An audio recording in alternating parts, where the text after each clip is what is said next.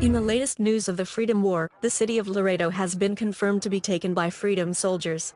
Several American soldiers have been taken hostage, but negotiations are currently underway to ensure their safety. Laredo lies on the border between both the Texas and Mexico wastelands, and has been known to be a mass headquarters for American soldiers since 2025. The government has reported the city at a massive loss, but they are using it as a message to push onto further territory. Live with us now through telephone just outside of Laredo is one of our correspondents, Richard Lawson. Richard, how is the situation at the moment? Well, Zodi, the past few hours out here have been pretty chaotic. Many of the outposts that stand just outside of Laredo have been destroyed in multiple ways: gunfire, airstrikes, explosives, you name it.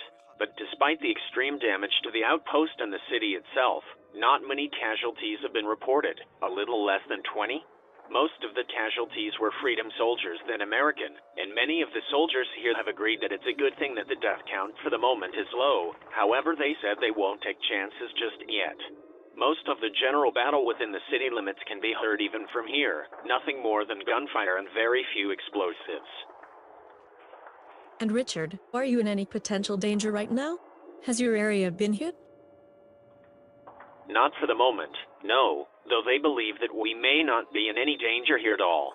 Right now, I'm currently standing at the entrance of Arc 75. The military has started to use it as a secondary retreat outpost. The Arc itself has been abandoned for at least 10 years, and only recently has it been reused for operation. The Arcs themselves were built to withstand even a close-range nuclear detonation. An airstrike by a freedom line would seem nothing more than a walk in the park. And Richard, do you have any confirmation on the total number of casualties? Did you say it was 20? Yes, let me correct that. 20 total casualties during the attacks on the outposts. No official confirmation of total casualties within the city, but the numbers have been estimated to climb in the hundreds within the next hour.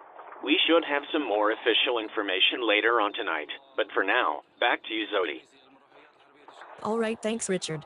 Stay safe out there and keep us updated. Moving on now to the latest news of the ongoing Cobalt outbreak. It's now been 1 year since the virus first appeared and decimated more than 11 colonies. But one of the cities on the edge of the Colorado Commonwealth has still been reported to hold survivors, more than 2 months after the virus ravaged its way through it. The city of Grand Junction, just only a few miles from the west border, still teems with uninfected life, and even running power. But it is still far from a luxury. Even after the panic has calmed down, the horrors of Cobalt never fail to chill the world.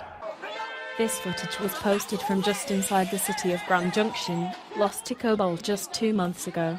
This footage that was just shown was uploaded to the network just last night, showing what appears to be a horde of ferals running through downtown. This is the only known footage from within the city limits. The power still functions properly, but the streets are devoid of any life or traffic. But to many, this is nothing compared to what was experienced during those fateful nights. Oh my god, oh my god, oh my god! What's happening?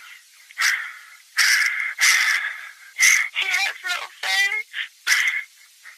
His face is gone!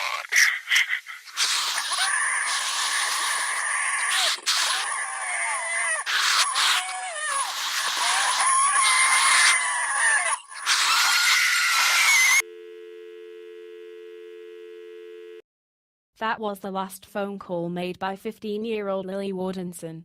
Her body was found at her home an hour after the call was made.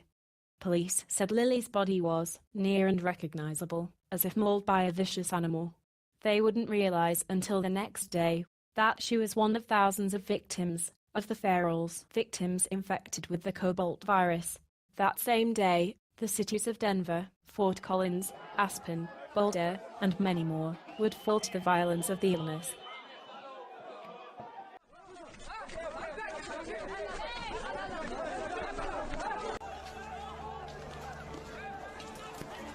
And the day after that, those same cities would be set aflame by the army that was ordered to protect them.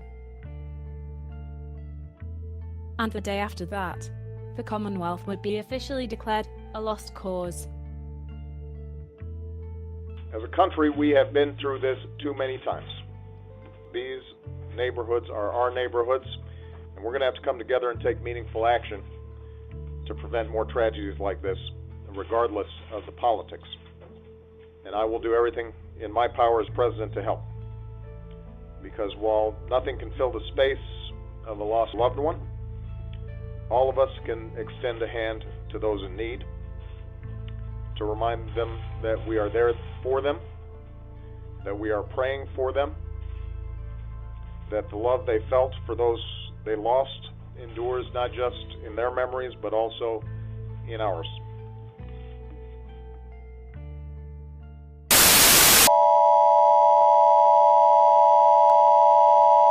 This is an emergency broadcast. This is not a test. Please stand by. This is an emergency broadcast. This is not a test. Please stand by. This is an emergency broadcast. This is not a test. Please stand by.